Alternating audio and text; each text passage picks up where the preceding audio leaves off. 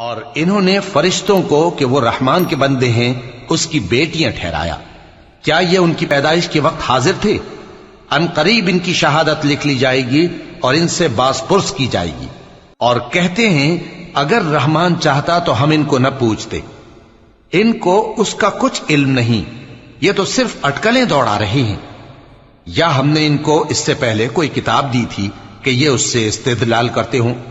بلکہ کہنے لگے کہ ہم نے اپنے باپ دادا کو ایک طریقے پر پایا ہے اور ہم انہی کے قدم بقدم چل رہے ہیں، اور اسی طرح ہم نے تم سے پہلے کسی بستی میں کوئی خبردار کرنے والا نہیں بھیجا مگر وہاں کے خوشحال لوگوں نے کہا کہ ہم نے اپنے باپ دادا کو ایک راہ پر پایا ہے اور ہم قدم بقدم انہی کے پیچھے چلتے ہیں۔